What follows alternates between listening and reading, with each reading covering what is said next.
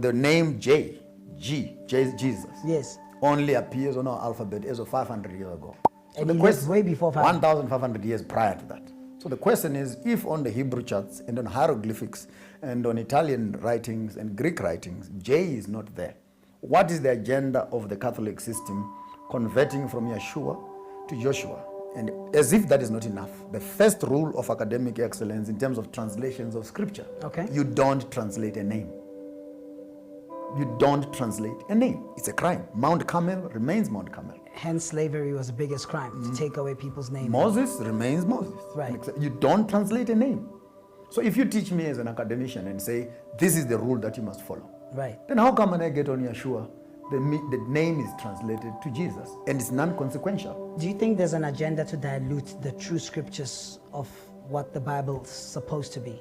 Was there an agenda to even minimize African significance in the Bible? If we can go back on the text itself, you would find that the European does not appear on the text. Let's agree on that as a start-off point. The only time you see the European appearing on the text is on writings such as the Romans, which is a New Testament phenomenon. That Paul. Herod. Okay. When Yeshua was born, he was being taken to be counted. By who? By the Roman Empire. Then the Romans start appearing in the New Testament. In fact, they don't appear as much except as oppressors. The crucifixion of Yeshua happens in the hands of the Romans, who are the Europeans.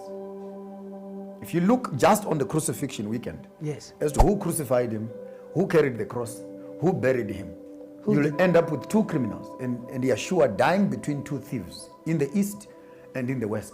And Africa being at the center of the cross, we have thieves from the east, we have thieves from the west. The question is, how are we dealing with the Chinese? How are we dealing with the Americans? But that's more at a spiritual level. 100%. But in the history space itself, Joseph of Arimathea, Simon of Cyrene, and etc., people who come to rescue Yeshua on the cross are fellow black people. How so? Simon was from? Cyrene. Cyrene is Sudan. So this is true in your text. Evidence of there were Africans at the time of crucifixion. Really? But what could be their presence be there for? Was Jesus their brotherhood, or?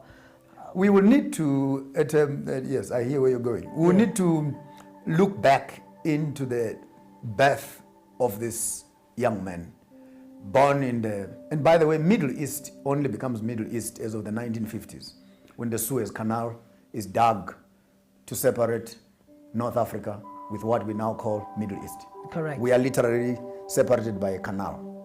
But the tectonics and the formation of the continent, Africa includes